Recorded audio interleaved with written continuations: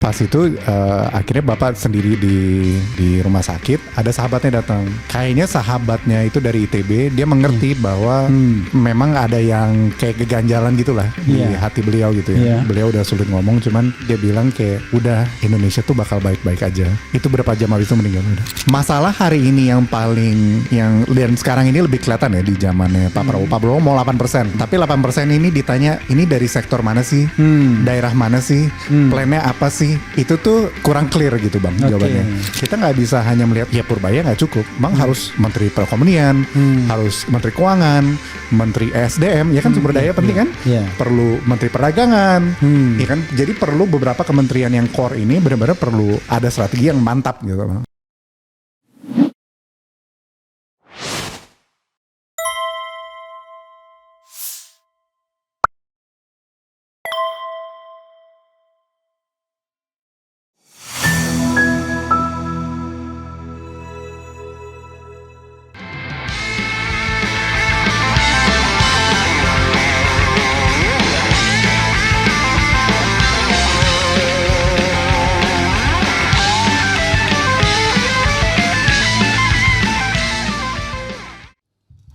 Assalamualaikum warahmatullahi wabarakatuh. Sobat RH sekalian, jumpa lagi kita di channel yang keren ini. Keren cerdas. Dulu bapaknya, sekarang anaknya ya. Tapi kita tidak bicara dinasti politik, kita bicara dinasti intelektual ya, insya Allah ya. Insya Allah. Kalau dinasti intelektual boleh ya, kalau dinasti politik boleh juga asal qualified ya, dan di jalur yang resmi ya, the one and the only Dipo Ramli. Assalamualaikum warahmatullahi wabarakatuh bro. Waalaikumsalam bang. Kenapa saya bilang Dipo the one and the only? Karena satu-satunya putra dari Bang Rizal almarhum ya beliau. Betul. Makasih ya udah datang ya. Sama-sama bang, udah diundang. Luar biasa. Saya merasakan sinarnya Rizal Ramli ini. Dipo Ramli ya. Oke. Pertanyaan pertama adalah gimana tadi lihat video Bang Rizal? Itu video tanggal 3 November ya. 3 November 2023, ya. Artinya 2 bulan sebelum. 2 bulan sebelum beliau berpulang. Ya. Gimana? Kalau ganteng pasti gantengan ente ya. Ya, oke silakan. Saya terharu sih bang. Iya. Jujur aja tadi dikasih lihat video ini ya. Iya. Apalagi yang beberapa bulan terakhir itu kan dia semangat lah. Semakin semangat, makin berani, makin nggak mikir lagi gitu makin nggak mikir lagi. Terus apalagi terutama saat inilah ya, kayaknya di tengah ekonomi dan politik yang sangat kacau di negara kita ini, rindu sih bang, adalah rindu itu kayaknya. Saya terharu sih lihat video tadi jujur. Jadi asal tahu aja, itu adalah terakhir kali kelihatannya podcast, dan dugaan saya jangan-jangan podcast terakhir juga. Yang lain barangkali pendek-pendek ya, barangkali ada interview. Ada nggak ya? Feeling saya juga sama. Iya, saya karena itu bisa, panjang kan. Betul. Beliau masuk rumah sakit kapan tuh? Itu mungkin di agak dekat tengah November nih. malah. Agak dekat ya. Di tengah November malah. Oh, pertengahan November. Tengah November. Tuh kan. Jadi sebenarnya saya ada kemungkinan besar itu memang video terakhir sih. Ya, dan memang beliau kurus sekali ya. Betul. Ya, dengan mudah-mudahan Allah Subhanahu wa taala menerima amal ibadahnya, menempatkan beliau di surganya kelak bersama kita semua. Amin. Ya. Amin. Diterangkan di lapangan kuburnya ya. Amin. Dan rindu juga dengan Bang Rizal, karena bagi RH Channel beliau itu kalau di peringkat satu lah sebagai narasumber ya kan. Karena begini, ada 2 hal yang merupakan kekuatan beliau yang menurut saya akan sukar digantikan oleh siapapun. Betul. Beliau adalah ekonom yang paham angka-angka dan pernah berpengalaman di pemerintahan. Jadi nggak bisa ditipu lah dengan angka-angka. Tapi beliau juga punya perspektif politik yang kuat sebagai aktivis politik. Jadi 2 perpaduan ini luar biasa. Orang kadang-kadang kan, dan tiga sebenarnya, leadership, kepemimpinan. Karena kepemimpinan itu juga penting. Jadi ada triangle itu. Ada orang yang kuat ekonominya, tapi politiknya ya dia tidak bisa dijadikan panutan, nggak bisa di quote, ya kan? Betul. Atau dia tidak bisa dijadikan leader. Nah, Rizal Ramli tiga-tiganya ya bisa dijadikan leader, kuat di politik dan kuat juga di ekonomi. Terutama ekonomi yang angka-angka. Waduh, udah nyerah kita. Luar biasa ya. Oke. Inisiatif Rizal Ramli sekarang ya. Boleh Bang. Tapi kalau boleh tahu, Dipo ini anak kedua ya? Saya anak kedua. Oke, silakan. Agak dikenalkan. Oh iya. Silakan Bang. Jadi tadi ngomong-ngomong ngeliat videonya betul pas saya nonton itu, saya ingat pas itu nggak sadar Bapak udah kurus ya. Cuman iya dia kurus. Pas sudah meninggal tuh saya benar-benar baru sadar kayak oh ya Allah, selama ini dia makin lama makin kurus gitu ya. Jadi quite shocking sih. Iya, jadi kalau saya sendiri sebenarnya lama profesional sih Bang. Oke. Saya backgroundnya lebih computer science dulu. Oke. Tapi saya di sini lama di pasar modal sebenarnya. Oke. Saya jadi investment banker. Ya. Jadi saya bantu perusahaan merger akuisisi. Agak dekat burung. Cari investor. Yeah. Tapi saya juga yang terakhir itu saya direktur di Macquarie Capital. Itu dia buat investor khusus buat infrastruktur. Terus kalau dulu namanya almarhum ya. Kan karakternya kuat ya. Iya. Jadi kalau kita dari dulu keluarga mungkin lebih fokus di supporting role aja gitu selalu. Apa yang beliau perluin ya kita bantulah gitu kan. Oke, dari belakang ya. Itu moral atau finansial. Iya. Nah, setelah beliau meninggal kita ada rapat keluarga gitu Bang. Kita rapat terus kita diskusi kira-kira apa sih legacy yang kita mau terusin gitu Bang. Sayang kan? Sayang. Dan seperti yang tadi Abang bilang, ya Bang Rizal itu ya sangat unik ya. Dari berbagai hal lah. Ya kan, kalau buat kita anak-anaknya kita cukup mengidolakan. Iya sangat. Kalau di Islam kan mesti kita idolanya Muhammad. Salah ya. Cuman iya kan harusnya. Tapi kalau di Indonesia konteksnya ya Bapak gitu. Nah, jadi pas itu kita decide ya udah kita mau bagi-bagi apa ya. Jadi makanya itu ya udah deh, Bapak kan cita-citanya banyak sekali ya. Maksudnya kalau kita sih benar-benar ngelihat beliau sebagai tokoh modern gitu, benar-benar cita-cita buat bangsa kita. Dan tadi yang Abang bilang kan dia ada pengalaman di dalam, dia juga ekonom. Iya, lobby internasionalnya juga jago. Jago. Jadi dia benar-benar sangat merasa capable gitu Bang, buat ngerubah Indonesia gitu. Jadi akhirnya ya udah kita apa ya yang kita legacy yang kita mau ini. Jadi ya udah deh, yang pertama menurut kita yang kita bisa terusin itu yang tadi Abang bilang ya soal intelektual itu sih Bang. Jadi memang itu fokusnya kita. Jadi Yayasan Inisiatif Rizal Ramli kita juga yang pertama kita dokumentasiin semua tulisan beliau itu dari tahun 80-an. Dan itu kan pemikirannya di situ semua ya. Itu kita ada di websitenya di lip.rizalramli.com. lip.rizalramli.com dan itu isinya dokumentasi aja. Lip itu library ya, LIB. Tapi yang saya mau ceritain, jadi banyak hal itu. Jadi ketika beliau lagi menjabat di dalam, pemikirannya sebenarnya udah ada dari tahun 80-an. Itu yang paling menarik. Jadi saya ingat satu contoh yang gede tuh soal ini yang berantem sama Lino tuh Bang, soal dwelling time. Dwelling time Lindo ya. Dwelling time ya. Iya. Sama RJ Lino ya. Sama RJ Lino. Tapi sebenarnya ide masalahnya apa, pemikirannya apa, nih masalah essentialnya apa, itu tuh udah ada sebenarnya di tahun 80-an. Jadi kita ngerasa sayang banget nih.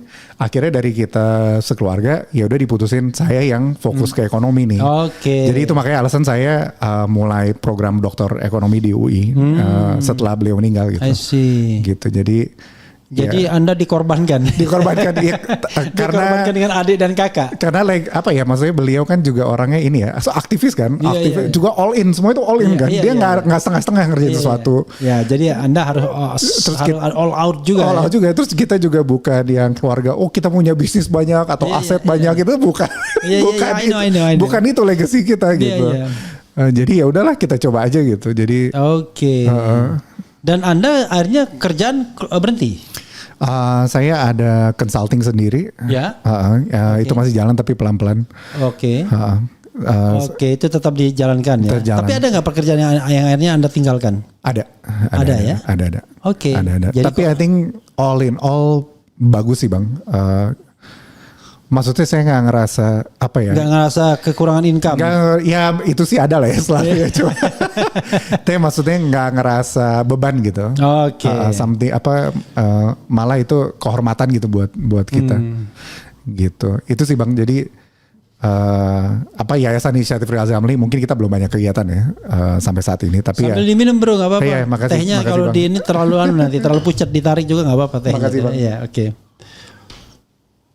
Iya, jadi banyak sekarang yang ngedalamin itu aja sih pemikiran-pemikiran beliau gitu. Oke, tapi kan begini, Anda kan bukan hanya sekedar bagian dokumentasi kan? Iya. Kan? Tapi yang Anda ingin ambil tuh warisan barangkali spiritnya, warisan intelektualnya, warisan konsepnya dan lain sebagainya itu orang ya? Iya. Oke. Mungkin ada beberapa lebih abstrak ya. Kalau kayak keberanian kan itu susah ya. Jadi itu dia pas dia meninggal kita yang kayak Bapak tuh apa sih? Bapak tuh aktivis itu satu. Terus kedua Bapak apa sih? Intelektual. Iya. Ketiga idealis gitu. Jadi si yayasan kita konsepnya gitu. Jadi dari aktivis itu satu pilar, intelektual satu pilar. Intelektual satu pilar, lalu terakhir idealisme. Jadi kan kalau konsepnya awal aktivis ya di penjara zaman Soeharto, ya kan. Lalu intelektual ya kalau kita lihat zaman-zaman Ekonit dulu ya, tahun 98 krisis, terus zaman Gus Dur, semuanya. Lalu yang kehidupan terakhir yang kita lihat itu si idealis. Jadi dia di dalam tapi tetap idealis berantem. Dia di luar tetap JK pun mau diajaknya debat. Semuanya. Nah itu jadi salah menarik tuh Bang. Jadi pas kita lagi dokumentasi itu kan ada majalah-majalah ya. Itu banyak banget foto Bapak sama JK, lagi foto Bapak sama Lino, foto Bapak sama siapa, foto aja. Pokoknya kalau beliau itu kalau nggak cocok debat siapapun itu. Gitu jadi. Luar biasa yang Rizal Ramli. Itu benar-benar apa ya? Jadi ini benar-benar mungkin pas kita muda nggak terlalu ngerti ya, tapi pas kita dewasa udah mulai. Saya sih banyak mendapatkan cerita dari beliau karena terakhir gini, bro, saya ini kenal, unfortunately ya, saya kenal sama Rizal Ramli itu baru ketika saya nge-podcast saja. Jadi ketika COVID, sebelum saya nggak kenal secara pribadi, dia nggak kenal saya nggak kenal dia. Nah, waktu podcastan inilah kemudian saya kan memulai interview dia kan, by Zoom pastinya kan. Nah, disitulah dekat, akrab. Sampai saya kemudian jadi lawyer dia untuk Presidential Threshold. Selamat kan? Lo Bang, itu selamat Bang, itu luar biasa itu. Nah itu walaupun pada waktu itu ditolak, tapi sekarang udah dikabulkan. Iya dong, salah satu bagian dari sejarah itu. Ya, bagian dari sejarah kan, series of Presidential Threshold petition gitu kan. Betul. Nah, jadi saya waktu bikin 50 tahun saya bikin buku kan, judulnya 50 tahun Refli Harun itu Life Begins at 50, bukan 40, 50. Luar biasa. Nggak ada itu Rizal Ramli di situ, ada Rocky Gerung, ada Sandiaga macam-macam, bahkan ada Tito Karnavian, ada Panglima TNI, ada Kapolri, tapi tak ada yang namanya Rizal Ramli. Kan saya nggak kenal. Tapi begitu saya kenal, dia jadi narasumber favorit karena ya tadi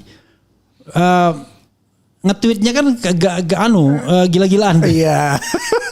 Bahasa lihai dia, lihai. Pokoknya quotable ya kan. Quotable.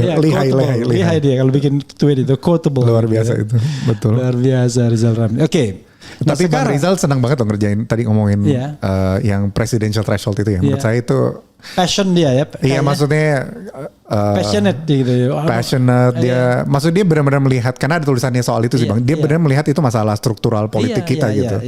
Iya kan, kalau mau benerin Indonesia itu yang harus dipecahin gitu. Jadi saya pun mau terima kasih sama Bung Refli ya udah nemenin proses itu sih. Itu luar biasa sih Bang. Tapi jangan khawatir.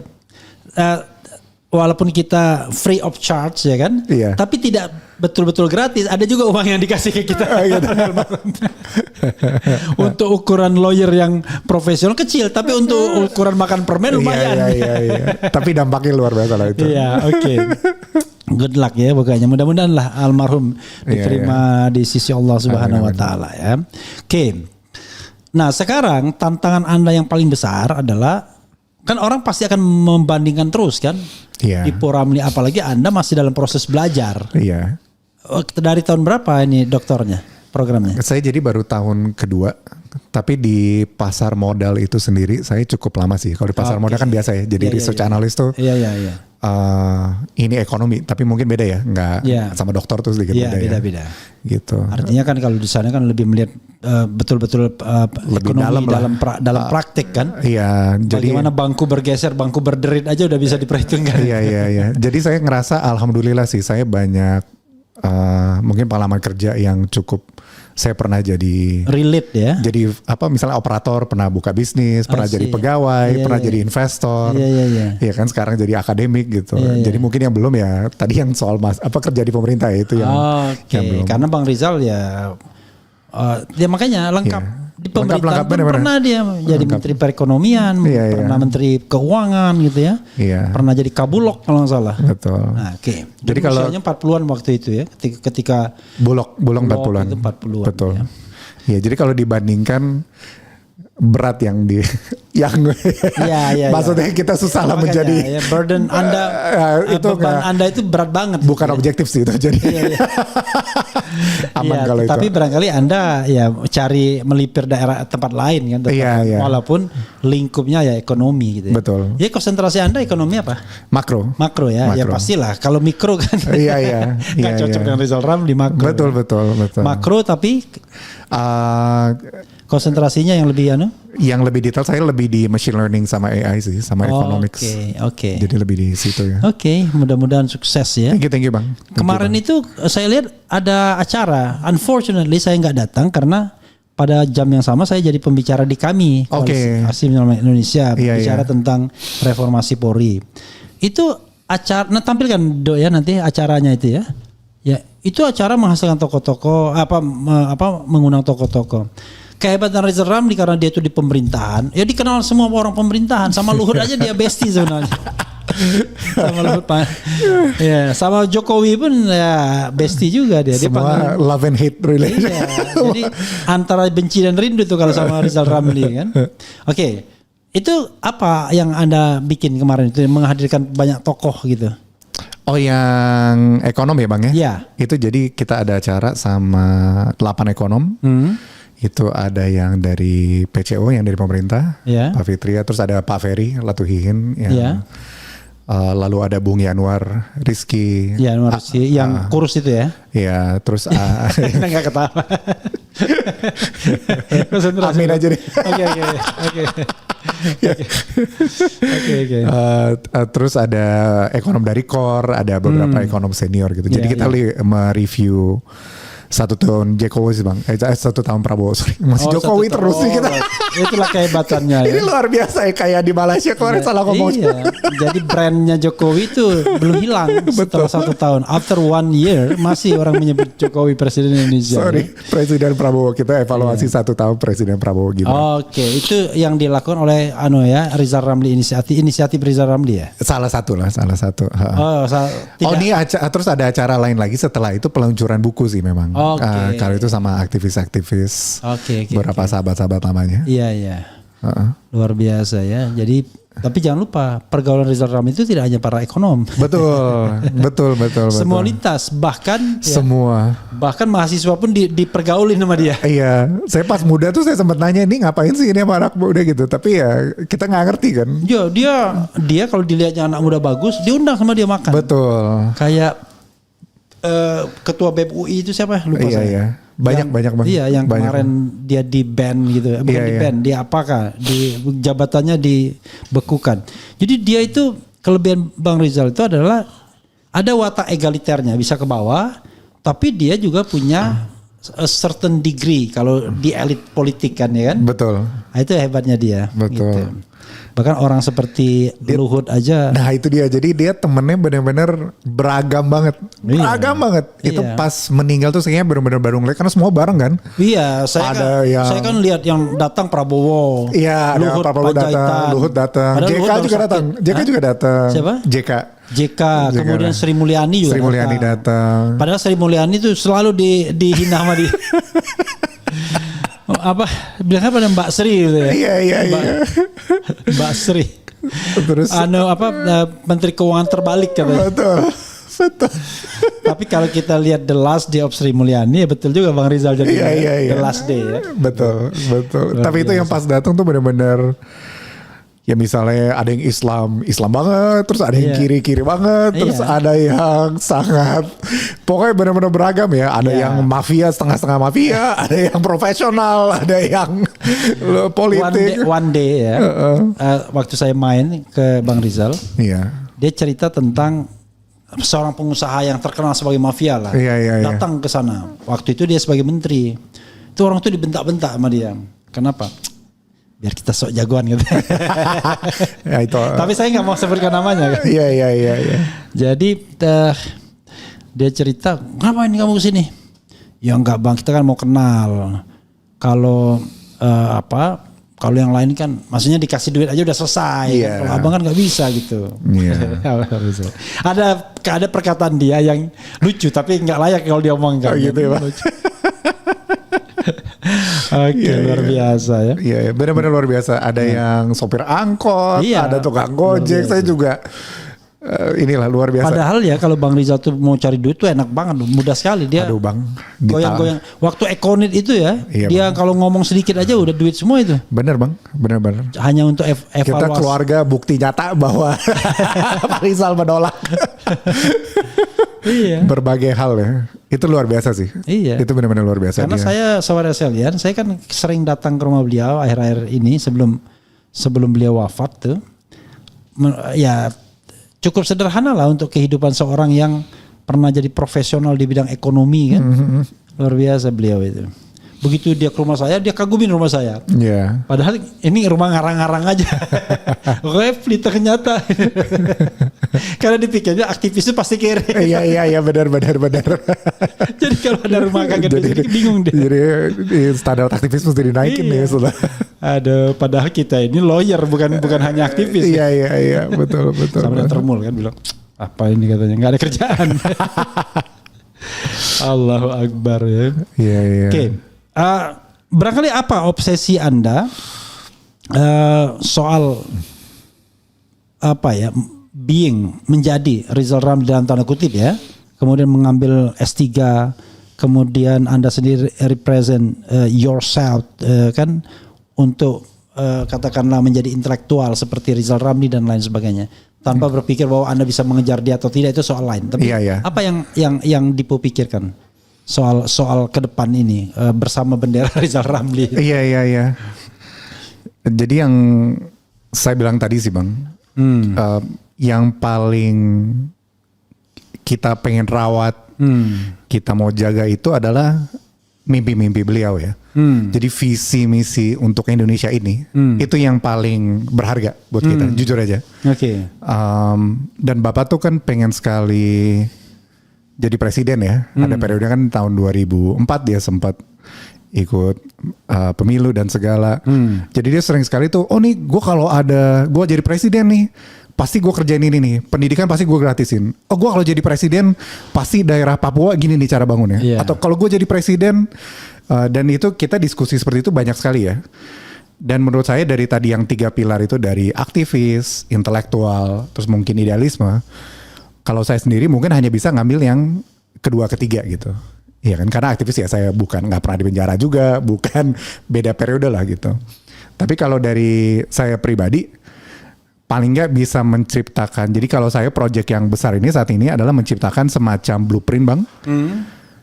Ini kalau Indonesia mau maju, apa aja nih harus dikerjain? I see. Ya kan, jadi kalau abang lihat sekarang nih, terutama sekarang ya, jadi misalnya mungkin masuk politik dikit ya. Jadi misalnya kayak Erlangga itu kan bukan ekonom ya, itu kan dia kan teknik mesin tuh Bang. Oh iya, dia teknik ya? Iya. UGM juga itu. UGM juga. Saya menyebut UGM itu antara malu dan sedih. Iya. Kesannya kayak mafia aja kan. Iya. Iya. Boleh itu topik setelah. Tapi intinya masalah hari ini yang paling dan sekarang ini lebih kelihatan ya di zamannya Pak Prabowo. Pak Prabowo mau 8%. Tapi 8% ini ditanya ini dari sektor mana sih? Daerah mana sih? Plannya apa sih? Itu tuh kurang clear gitu bang Oke. jawabannya. Jadi yang ada setiap kementerian tuh satu persatu, dia kan ada cara sendiri tuh, makanya Iya. tiap kementerian suka clashing kan. Iya. Misalnya Kementerian SDM, Bahlil bilang begini, dari Kementerian Keuangan, oh enggak gitu. Iya, Jadi iya. sering ada clashing, kenapa? Karena tidak ada kayak semacam strategi yang koheren buat mencapai pertumbuhan itu. Nah, Bapak itu cita-citanya mau growth yang sangat tinggi, lebih dari 8% malah. Oke. sebenarnya. Jadi Double digit. double digit. Jadi Karena kalau mau makmur kita harus double digit. betul. Jadi kalau beliau sangat percaya kita kalau bisa bertumbuh 2 digit berturut-turut itu berapa tahun, itu benar-benar kita banyak masalah sosial kita hilang, kemiskinan, pengangguran, Iya. tapi harus berturut-turut. Tapi jadi pertanyaan gimana kita dari yang selama ini 5-6% menjadi double digit? Iya. Ya kan, what is the fastest way to get there? Iya. Nah, almarhum itu ada jawabannya. Oke. Iya kan, tapi jawabannya ya di berbagai macam kementerian gitu bang. Iya. Kan, kalau saya sih melihatnya gini ya. Jadi beliau itu cita-citanya sangat tinggi. Pas dia kuliah dia melihat masalah tuh paling apa ya? Yang paling ini pendidikan. Orang ini butuh pendidikan. Ya kan, dia bikinlah wajib belajar. Dia Iya. wajib belajar lalu dia ke Amerika kan, habis penjara dia ke dokter. Tapi setelah dokter, apa nih yang kita perlu benerin ya ekonomi. Dia masuklah ekonomi. Tapi even saya ingat dia bilang di zamannya Gus Dur pun, karena Pak Gus Dur itu juga backgroundnya kan politisi ya. Itu pun kadang-kadang keputusan itu nggak pure 100% pro rakyat gitu. Iya. Iya kan, ada lah politik Iya. kan, namanya Iya. politik ya, mungkin abang lebih ngerti ya. Iya. Gitu. Nah, jadi kalau saya benar-benar lagi bikin kayak semacam checklist panjang gitu bang. Ini kira-kira kalau Bapak jadi presiden apa nih yang dikerjain? Nah, buat saya menciptakan list itu aja udah cukup sebenarnya. Kalau bisa di kesempatan buat ngejalanin ya alhamdulillah, kalau enggak ya Allahualam, saya nggak pusing sih. Tapi paling nggak ada detail plan misalnya dari pendidikan, dari karena ekonomi kan menyeluruh ya bang. Kita nggak bisa, kalau misalnya kita lihat sekarang kayak Purbaya gitu. Iya. Kita nggak bisa hanya melihat ya Purbaya nggak cukup. Bang harus Menteri Perekonomian, harus Menteri Keuangan, Menteri SDM, ya kan sumber daya penting kan? Perlu Menteri Perdagangan, ya kan? Jadi perlu beberapa kementerian yang core ini benar-benar perlu ada strategi yang mantap gitu, bang. Gitu sih. Jadi. Dipo sendiri latar belakang pendidikannya apa? Saya tadi sebelum sempat tanya. Oh iya, sorry. Kalau saya sendiri sebenarnya backgroundnya saya S1 di Computer Science. Computer Jadi saya Science di Amerika. Di mana? Saya di New York sih bang. New York ya. Oke. Terus saya sempat kerja juga di daerah Silicon Valley sebentar. Ya. Jadi programmer. Lalu saya kembali ke Indonesia.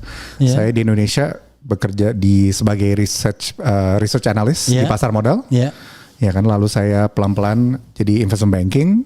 Ya kan, setelah itu saya juga involve sebagai investor gitu. Jadi kita ada kayak fund bang buat. Kalau S2-nya? Kalau S2-nya saya bisnis. Oh bisnis. Ya. Sekarang bisnis. S3 ekonomi di ekonomi makro ya? Iya di UI. Oke. Gitu bang. Itu pengalaman tuh bisa bikin orang lengkap kan, jadinya kemana-mana kan? Iya. Berapa lama di Amerika? Sebentar sih bang, saya cuman kuliah hampir 3 tahun, terus kerja setahun. Oke, luar biasa ya. Jadi misalnya kalau Anda bicara mengenai Rizal Ramli Inisiatif itu apa? Anda berpikir nanti bikin kegiatan-kegiatan yang continue atau gimana? Iya. Ini sih masih rencana ya bang, belum. Final ya. Karena Bang Rizal tidak meninggalkan harta yang bisa dinikmati 7 turunan. Alhamdulillah ada ya, tapi ya maksudnya beliau kan juga objektifnya nggak gitu ya. Maksudnya kalau ada duit juga buat bantu orang, dia nggak pusing gitu loh bang. Makanya saya bilang 7 turunan nggak bisa. Karena ada pejabat yang bisa 7 turunan. Oh gitu ya. Sayangnya kita nggak masuk di situ. Jadi rumah di 49 itu dipakai apa sekarang? Akhirnya saya sih. Dipakai Dipo. Tapi di kantornya di situ juga? Saya di kantor di situ juga. I see. Okay. Silakan teruskan tadi. Iya. Jadi kalau yayasan itu sendiri mungkin kita ada beberapa yang kita rencanain sih. Tapi memang seputar itu aja sih bang. Aktivisme kita mau lah tetap anak-anak muda berani kita support. Iya kan, yang intelektual juga sama, yang terutama ekonomi juga. Kita rencana mungkin mau ngasih award mungkin tahun depan sih rencananya. I see. Lalu kita mau ada kayak semacam sarasehan kali ya, semacam ngumpul-ngumpul buat pemikiran beliau gitu.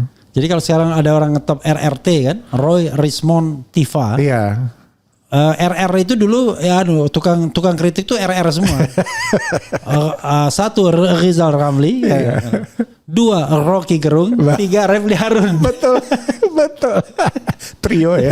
Jadi tukang kritik itu tiga. Aduh, Allahu Akbar ya. RR. Jadi memang sobat Eros sekalian ya, sebenarnya kan ini banyak tuh intelektual ya. Tapi intelektual yang berani mengambil resiko itu sedikit. Betul. Ada yang mainnya aman-aman ya kan. Kalau main aman sih nggak ada masalah kan. Iya. Tapi yang main yang nggak aman ini diadukan ke polisi lah, mau dilingkan ke terorisme ya kan dan lain sebagainya. Tapi ya so far so good lah ya. Karena kan kita mengkritik tidak hanya sekedar kritik, tapi berdasarkan fakta, data dan analisis serta jaminan kebebasan konstitusional kan. Betul sesungguhnya. Bang. Iya. Betul Bang. Oke, apalagi yang ingin Anda share dalam kesempatan ini? Tadi soal keberanian tuh alhamdulillah ya. Iya. Di keluarga dekat sih kita melihat langsung ya bagaimana keberanian itu Iya. hadir ya. Maksudnya iya, mentalnya kuat sekali tuh Rizal Ramli. mentalnya kuat sekali. Iya. Mentalnya kuat Dia sekali. bisa bentak-bentak polisi, bentak-bentak tentara gitu. Itu pas di rumah sakit sih semua diteror itu, si dokter di ini juga. Oke. Cipto ya? Di Cipto RSM. Sakit apa ya waktu itu ya? Official. Iya, yang official dia memang sakit kanker pankreas sih. Oh, pankreas. Ya? Jadi memang kayak tidak ada gejala, makanya kayak cepet sekali.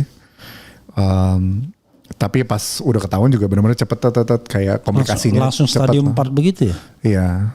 Ya. Nah cuman ya tapi saya nggak layak ngomong ini ya. Ini mohon maaf tapi ya. Silakan buat Anda. Orang itu mempermasalahkan dua kematian. Rizal Ramli dan Faisal Basri. Iya. Mendadak semua. Nggak ada riwayat yang panjang, ya kan? Tiba-tiba game is over, ya kan? Faisal Basri juga begitu. Dia kritik dia tanggal 31 Agustus ketika dia meninggal tahun berapa ya dia? 2024 iya. juga ya? 2024 ya. Nah itu duluan almarhum Rizal Ramli kan? Iya. Berarti dia 2024 kan? Agustus ya, 2024 betul. Pergi ke Medan, balik dari situ tiba-tiba sakit masuk ke MMC. Iya. Tanggal 4 atau tanggal 5 September meninggal. Iya. Cepat sekali prosesnya. Nah, orang kemudian mengait-ngaitkan dengan Tengku Zulkarnain, ya kan? Kemudian ada beberapa aktivis yang sering anak muda itu yang sering podcast juga di Depok itu siapa itu? Macam-macam. Dan wah, susah ngomongnya ya. Kayaknya ada semacam operation gitu ya. Nah, ada mendengar desas-desus itu atau isu-isu begitu enggak?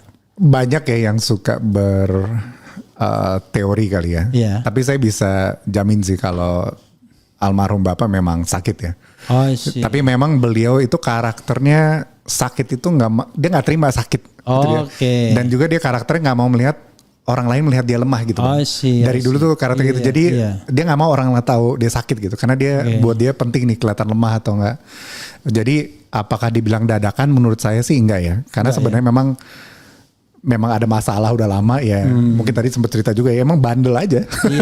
Bang bandel yang pertama. Iya kan disuruh obat nggak mau, disuruh ini nggak mau gitu ya. Akhirnya ini dan kalau menurut saya ya kalau yang almarhum kan memang kita berproses ya. Tapi memang kita sengaja dari keluarga kita tahu ini kan hal sensitif ya buat beliau karena beliau tuh nggak mau kelihatan sakit sih itu kita tahu lah buat dia itu penting banget. Kita jadi pas beliau sakit itu dirahasiakan memang tidak ada keluarga dekat, tidak ada sahabat bahkan yang tim-tim dekatnya juga tidak tahu. Kan pas itu memang karena bulan November udah bilang kita ke Amerika gitu kan.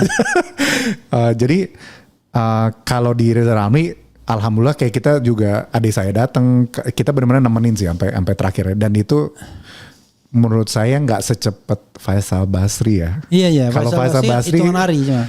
Memang hitungan hari. Kalau kita memang agak lama. Kita hampir 2 bulan. Maksudnya kita benar-benar sempat masuk rumah sakit terus keluar masuk lagi gitu. Jadi nggak. Jadi bisa jadi yang tadi terakhir ya sebenarnya ya. Podcast terakhir pada tinggal 3 November di saya dan udah kelihatan kurus ya. Iya, tengah November itu kita masuk rumah sakit yang pertama soalnya. Oh, berarti setelah itu yang rumah sakit beliau. Iya. Oke, luar biasa ya. Mudah-mudahan Dulu Dipo hidup bareng Bang Rizal atau beda tempat? Saya dulu beda tempat, Ya. tapi saya sempat jadi pengusaha lah ya. Iya. Terus pas jadi namanya pengusaha, kalau nggak pernah rumah hilang ya. Oh, jadi pernah oke. di rumah dia. Jadi saya Itu high risk, high return. betul. Jadi Tapi itu nggak hebat. nggak hebat sih, cuman yang palingnya Yang hebat itu, ya kan? apa tuh bang? Yang hebat tuh ya orang kayak RRT sekarang, ya Iya. kan? Rizal Ramli, Refli Harun, mungkin Iya. Rocky Gerung. Yaitu high risk, Iya. tapi low return. Gitu. Bahkan returnnya 0. Kalau pengusaha high risk, Iya. high return. Betul. Kalau penjilat low risk, High return. Oh gitu bener. Itu yang paling menguntungkan di Indonesia itu seperti yang Iya. ketiga ya. Kalau kita debat di TV kan kadang-kadang pikir enak sekali nih orang-orang yang Nggak ada mewakili, resiko ya. iya, Low risk ya. iya, Bener. mewakili kekuasaan ini kan. Betul. Dia bisa maki-maki kita. Betul. Let's say begini lah misalnya. Ini RRT nih ya, Roy, Rismond, Tifa, ya Dokter iya. Tifa melawan. Ya situlah orang Iya, bilangnya iya. termul apa-apalah, Iya. termul dan lain sebagainya. Mereka selalu mengatakan kapan orang ini ditersangkakan, ya kan? Betul. Selalu kan polisi cepatlah mentersangkakan. Mereka yang barangkali ikut menyebarkan berita bohong patut diduga nih. Iya. Kalau ijazahnya tidak ini, gak pernah kan disebut kapan mereka akan diadukan di. Benar. Nggak pernah. Harusnya sih bang. Ya, ini Harusnya kalau kan- terbukti iya, salah ya. harusnya mereka kan ikut konspirasi itu kan. Iyalah. Tapi mana pernah coba? Orang ya konsentrasinya ke Jokowi aja. Benar. Dalam pikiran saya enak bener nih orang. Jadi Low risk, high return. Ya low risk, ya kan high return. Benar. Sementara yang satunya ini high risk, low return. Low return, benar. Bahkan no return. Malah no return. Gak ada benefit ini ya. Ada.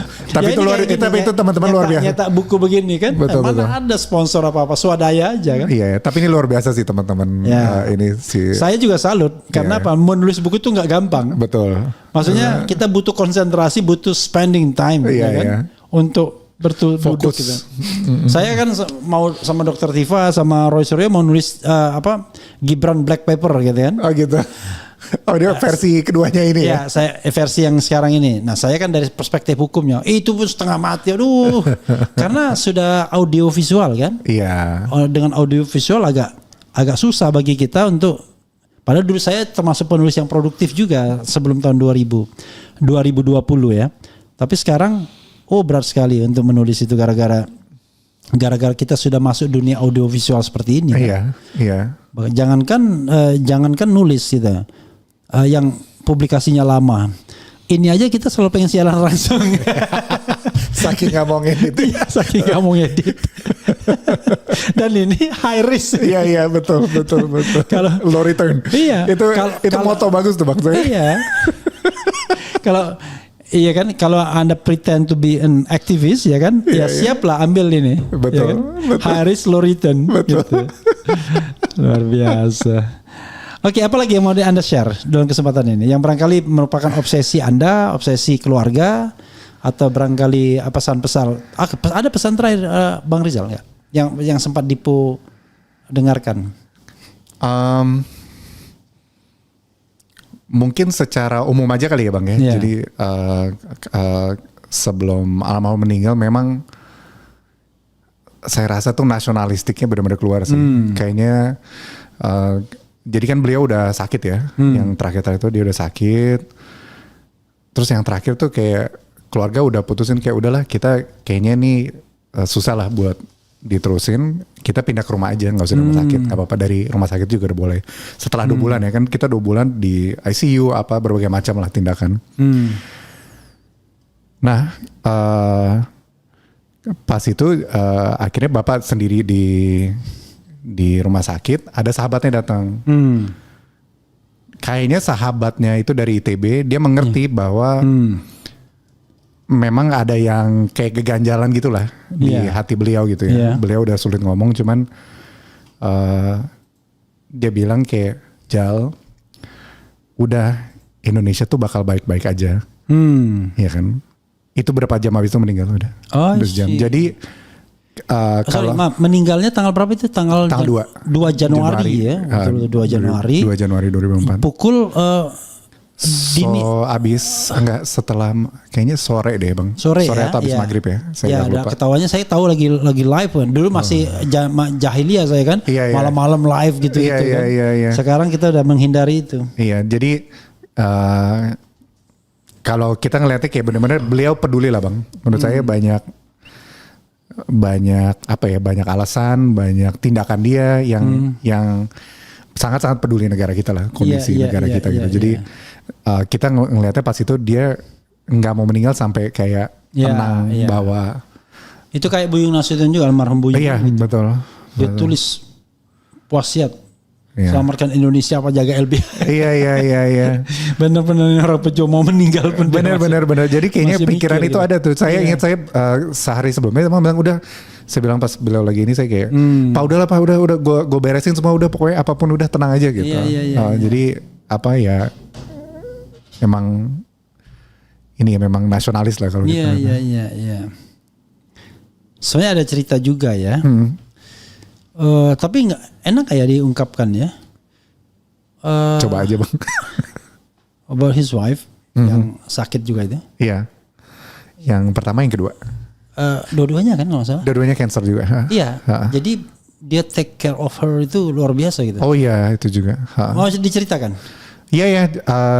Jadi kalau beliau sih selalu ngurusin orang ya. Iya. Mungkin kalau yang sahabat dekat atau temennya atau ya keluarga lah pasti ya. Jadi benar-benar emang dia kalau udah ngurusin banget gitu. Iya. Jadi sama kayak ibu saya atau yang istri kedua pun. Iya. Yaitu dia benar-benar ngurusin semuanya lah, ke rumah sakit apa segala. Ya kalau yang pertama meninggal tahun berapa? Aduh saya gak lupa ya. Ibu Depo ya? Iya ibu saya. Kalau yang kedua? Yang kedua udah lama juga sih bang. Udah lama juga. Jadi makanya dia tahun-tahun terakhir sendiri ngebujang aja dia. Fokus berpolitik dan Tapi unik beliau itu. sangat lah. Kita datang ke rumahnya ya kan. Tiba-tiba dia masuk kamar. Sudah gak keluar lagi dia. Bingung kan kita kan. Ini kemana Bang Rizal ini? Rupanya mereka tidur dia atau dia istirahat gitu ya. Gitu. Saya sekali diajak ke kamarnya tuh, Refli katanya. Kita bisa lihat tuh kaca, ada kaca besar itu ya di kamarnya. Oke. Satu lagi yang menarik, teman ya. Iya. Kita lihat tuh di etalasenya ya, temannya banyak tuh dari berbagai sektor. Tapi kalau misalnya kita menyebut 3 aja atau 5 lah boleh. Teman akrab dia itu siapa? Kalau misalnya Dipo lihat, wah betul-betul ini it doesn't mean dia harus tokoh politik kan, tapi bisa aja orang biasa. Tapi betul-betul dia akrab nih. Gitu. Kayak siapa ya misalnya udah bertahun-tahun akrab tuh. Eros Jarot sama Andi Sarandi ya Bang. Iya. Ya kan mungkin ya. Betul. Runtang-runtung ke sana kemari. Iya. Nah, itu kayaknya. Iya. Kalau dia dengan siapa itu? Saya mungkin nggak bisa nyebut nama kali ya, karena beliau juga nggak suka tampil dan segala. Tapi memang ada beberapa sahabat. Jadi kalau kayak mungkin kayak Soeharto dulu ya, kan Soeharto pas dia berkuasa kan dia suka ditipu anak buah kan. Iya kan. Iya. Nah dia pas itu Soeharto ada sahabat dokter yang selalu mengasih tahu kondisi kenyataan di lapangan seperti ini. I see. Nah si almarhum itu juga punya teman-teman seperti itu yang memang idealis, memang ini dan kayak udah gue nggak mau ikut apa lo mau jadi Menko apa udah urusan lo gitu. Tapi dia rely on him untuk kejujurannya itu ya. Kejujuran. Nah tapi kalau ditanya, nah kalau bapak itu sebenarnya dia berteman benar-benar sama siapa? Dan saya perhatiin kalau beliau itu kenapa dia bisa berteman sama siapa kan tadi kok bisa teman sama Luhut gitu kan kita bingung ya kok bisa ada orang teman. Kalau saya tahu jawabannya. Apa tuh Bang? Di Gus Dur. Oh iya bisa jadi tapi irisannya kan Gus Dur waktu itu dia menteri perindustrian dan perdagangan, dia malah menteri perekonomian. Benar. Dia anak buahnya itu. Ya tapi kan jadi hateful juga kan. Tapi gini, jadi kalau saya baru tahu juga, jadi kalau bapak itu kalau misalnya saya anggap abang temen nih. Kalau kita ada temen kita temenan terus. Nah cuman kalau suatu hari abang ngaco, ya kan ada kebijakan ngaco, ya lu gue sikat. Kita berantem gitu. Jadi tapi kita tetap teman. Jadi nggak baperan. Jadi tadi kan abang bilang misalnya Sri Mulyani datang. Jangan salah juga Sri Mulyani itu kakaknya sahabat dekat dengan ibu saya. Jadi ada apa ya? Sebenarnya teman gitu. Jadi nggak baperan sih Bang. Iya.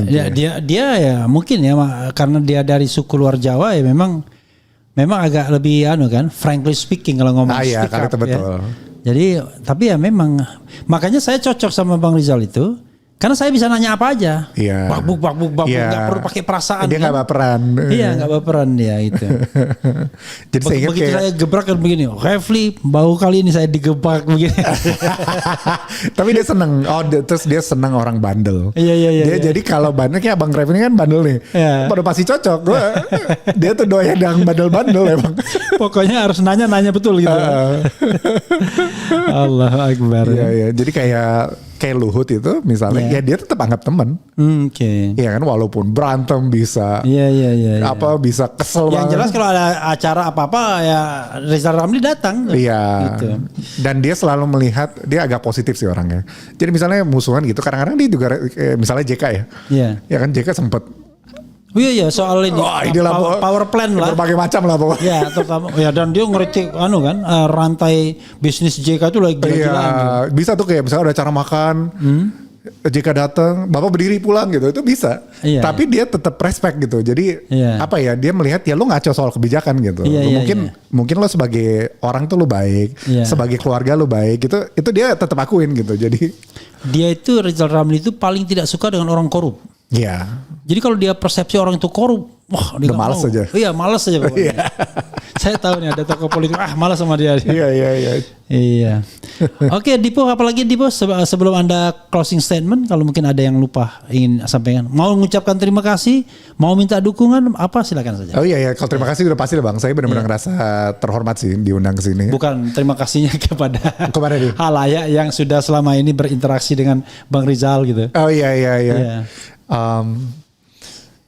Iya, kalau saya sih ngeliatnya ini ya, cita-cita Bapak tuh benar-benar masih panjang sih. Oke. Itu benar-benar kayak, sorry bahasa Inggris, kayak we're not even kayak half. Oke. Jadi benar-benar kita masih panjang sekali. Iya. Dan beliau tuh punya cita-cita yang sangat tinggi buat bangsa kita. Dia benar-benar ngelihat kayak, benar-benar dia ngelihat lah. Dan dia bukan hanya melihat masa depannya, dia melihat jalannya itu loh Bang. Karena kadang-kadang kita juga nggak tahu jalannya. Gimana yang menuju itu gitu. Jadi kalau saya sih harapannya mungkin buat sahabat-sahabat, buat pemirsa, teman-teman yang mungkin mengenal beliau, I think semangat keberanian itu tetap perlu hidup ya di kita semua ya. Saya ingat beliau itu jadi keberanian itu bukan hal yang abstrak. Gitu. Iya kan, itu memang benar-benar ada di diri kita dan setiap orang punya perjuangannya masing-masing, itu sih mungkin yang paling penting ya. Jadi nggak semua orang, apalagi saya ya, tidak perlu menjadi Rizal Ramli. Iya kan, tapi mewarisi legacy Rizal Ramli ya yang bagus, why not? Iya, why not, kehormatan. Iya, tapi kehormatan. Ya itu tinggi sekali ya. Jadi yang penting bertahap aja gitu kalau saya melihatnya gitu. Tapi keberanian itu bisa dimiliki oleh semua orang sih, apalagi di saat negara kita seperti ini ya Bang. Saya melihatnya. Memang nggak salah ya kalau putra Rizal Ramli pasti pinter. Ada putra yang nggak pinter. Siapa Bang? Jadi saudara sekalian, ya Anda bisa lihat tuh bibit Rizal Ramli sama bibit yang Ono. Kita nggak ngerti ya yang Ono itu siapa. Oke, closing statement Dipo, kalau tidak ada lagi yang mau disampaikan. Mungkin itu aja Bang, kalau dari saya cukup. Thank you. Ya sahabat sekalian, itu dengan Dipo Ramli ya. Ini baru permulaan. Nanti kita akan korek-korek lagi konsep-konsep beliau ya. Tidak harus attach dengan Rizal Ramli terus, tapi Dipo as a Dipo ya kan. Walaupun ada Ramlinya, tapi Dipo as a Dipo.